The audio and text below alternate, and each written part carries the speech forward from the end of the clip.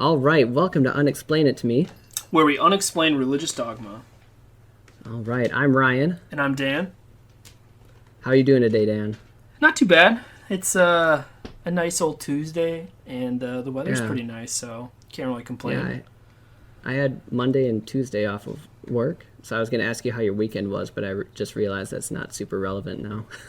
True. I think it's worth explaining that I don't let you know what any of the topics are before we talk about them, so it's as much a surprise to you as it is to everyone else listening. So today, we're going to be digging into the power of prayer. Ooh, interesting. Yeah, so when you were a Christian, did you think prayer worked? This is actually an amazing question because it's one of the few things I can totally remember a full experience. I have horrible memory, and it seems to be only getting worse. But this exact scenario is amazing because I remember it's probably 7th or 8th grade. I can think of off the top of my head now. We were in it was our Wednesday night at the Catholic church, and they asked us to ask God to speak to you and to pray and see what you hear. And I cannot forget that where I was, what room I was in, everything, that I did not hear anything. And I felt guilty almost, what am I doing wrong? But at the same time, it was that they asked me to do something and I did it, but I was I'm pretty sure I remember saying I didn't hear anything, or I just totally BS'd it, saying excuse me, something generic, Yeah. Did you think prayer worked when you were a Christian? At that point, no. And then when I got into the evangelical-esque era, kind of in the back of my head, no. But I mean, I still did it, kind of, just you hoping. Were hoping. Yeah, it was more putting clear faith into it than it was anything else. But yeah. How about yourself? So yeah, my upbringing obviously different than yours. I was taught Jesus was a friend, and you could always talk to him by praying. So I was the kind of person who had a constant internal dialogue with God. I was constantly praying. Every decision, I would any time I would come up to something where I'd have to make a choice or a decision, I would be asking God whether or not I heard anything or acted on it. I mean, obviously, I was a person who didn't believe in coincidences. Mm-hmm. So if a situation approached me and I asked God how to handle it, I would take the tiniest coincidence as that's a sign. And then, so yeah, for me, I prayed a lot and I felt like prayer worked. It feels weird to say that. I know, right? Yeah. So, besides that one time, I know I said that I had a constant internal dialogue. How often did you pray? Oh, not often. It was got that feeling. Yeah, it was more I remember this phase when I first got into metalcore, and I was listening to Sleeping Giant and For Today and all these super heavy preachy bands. And that's when I started following people on Facebook. I guess that was pretty much it, and YouTube, I guess. So when they would talk about doing things, I would do it almost because those were who I looked up to more than I guess God himself, in a sense. I trusted that if they were so strong in their faith, that what they told me, they were doing. Yeah, if they said it worked, when they say it, I'll do it. So yeah, not often. And I can remember it was pretty much at church, whenever we had a guest speaker, pretty much little things like that. But outside of it, I wouldn't say often would be the word I would even use. Maybe once in a while. Occasionally. Yeah, exactly. Yeah. And I assume after your talk, it was probably more for you. All the time. Yep, all the time. So this is kind of more of a general question, but trying to dig into the mind of a Christian. Mm-hmm. When you pray for something and it comes true, was the prayer answered? See, that is a very good thing to ask because that's kind of how my brain works, is or at least it did at that point, was causation is correlation, and Yeah. it was, you couldn't tell me otherwise, because Yeah. I think I was ignorant enough and had enough faith, which is ironic because I really didn't, but enough faith in assuming that what people had told me was right. So, yeah, which is crazy, because to think like, oh, you pray to win, and what if the other team prays to win? Like, God picks favorites, you know? Like, it's so crazy now, but... It's the stuff you think about, but you're like, oh, I'm sure God has a workaround for it. So yeah. I shouldn't be concerned about it. I guess he just liked me more in that moment, or we just sucked and didn't deserve it, or we didn't pray hard enough, you know? So... Yeah. And that's the thing with prayer, is it's like unfalsifiable. So if you pray for something and it comes true, I mean, God wanted it to happen, you were lucky, you got it. If you prayed for something and it didn't come true, then the usual justification is it wasn't part of God's will. Yeah. So if something is God's will and God's plan doesn't change because he knows everything and he knows what's going to happen, why do we pray at all? Yeah, that was actually what I was going to butt in before you actually started that question. Before I brain farted. Yeah, because that's where my thought process was headed too, because and again, to anyone listening, you probably know more about something like the Calvinism, blah blah blah, etc. All these different thoughts of what God knows, everything was supposed to happen that God knows, blah blah blah, etc. All those things.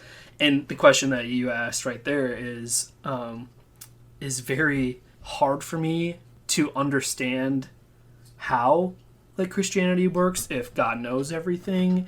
So what's the point of praying? Is it him wanting attention? Is it his need to be praised just in general? Like, if he knows what's going to happen, what does praying have to do with it, I guess? Other than maybe goodwill? And this is probably totally for a whole other talk, but if God is perfect and all-knowing, but he needs to be praised, needing praise like shows that you are missing something. So if he's perfect but he's missing, like when you give God like those all-knowing, all-loving, like timeless, spaceless attributes, usually they conflict with each other, and if not with each other, like with what we know of reality. So I think that's something that I definitely glossed over when I was a Christian and prayed anyways without thinking like, oh hey, if God already knows what's going to happen, why am I even asking? Because he already has it in his plan. Yep.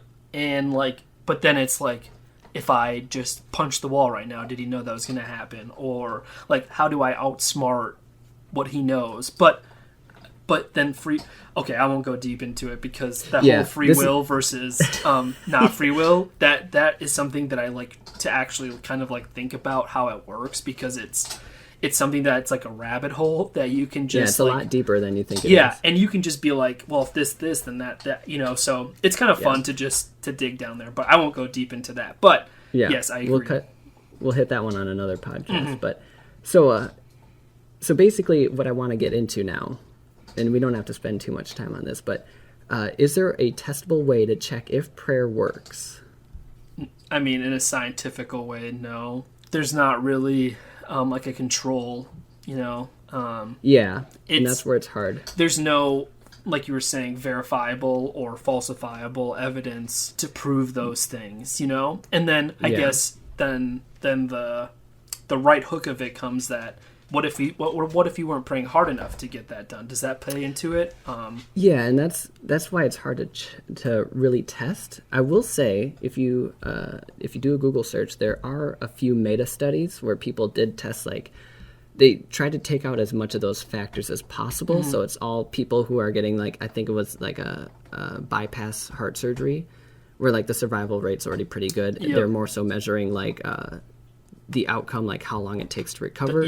So there's a control group of people who are being prayed for and know they're being prayed for, a control group of, another group of people who are being prayed for but don't know, a group of people who aren't being prayed for, and then I think it's just those three groups. But essentially, it's a really small study. Like in total, I think it was like less than 3,000 people. It might have been closer to 2,000. But what they found was prayer basically had no effect. It was pretty much 50-50 shot if the person was going to recover quickly or recover over a long period of time. And that digs us back into the, well, if someone prayed harder, if they knew who they were praying for, like, I know if I was a Christian, my excuse would be like, well, every night I pray for people who are having surgeries to recover, but I wasn't included in the study. So even though they thought nobody was praying for that person, I was, stuff like that. But exactly, it's not falsifiable. Mm-hmm. And then, like, you can't prove it. Like, why didn't prayer work when people were in intermittent camps? Like, why didn't they care then? Like, again, whole nother episode, but that's just what I think of, because there's day-to-day things, and then there's just atrocities and genocides and things like that. And that's a good point to bring up that I didn't even think about. Like, my day-to-day, my constant dialogue with God was pretty mundane. Like, it was making choices for, like, what to eat for lunch, and, like, should I talk to this person today, or, like, should I reach out? Like, stuff like that. Don't die on me. Yeah, no, sorry. But it was mundane stuff. And then at the end of the night, you pray to, like, end cancer and stuff like that. But you don't think about, like, the people it's, like, actually affecting, that they're getting constant prayer pretty much, and nothing is changing. All it is a 50-50 shot. Why do it at all? Yeah, right? Yeah, if there's no guarantee, what is God doing up there? And two, what's the point of doing it down here? Yeah, and that's kind of where I wanted to end this one, is if God only works according to his will, why pray at all? Because if the will of God is changing, or it can be changed if enough people pray, or if the prayers are a high enough quality per se, if his will can change, does he have an actual will, or is it by the seam of his pants? Like, it's one of those things that, being raised Christian, obviously at a younger age than you were, and being taught that it works, like, without any question about it, and now being older and, like, being able to ask those questions and, like, confront them in a way that's not biased, or, like, starting with a conclusion, it makes zero sense to pray. Yeah, no, I agree. All right, so that's all we've got for today. I just wanted to end on, religion teaches us that we are all broken and evil, and only through a deity can we be who we were meant to be. But I just want you to know, you are not broken, and you are not evil. And you are doing your best figuring out this confusing world, and it's okay to have questions, and to change your beliefs, and admit that you don't have all the answers. Because you are not alone.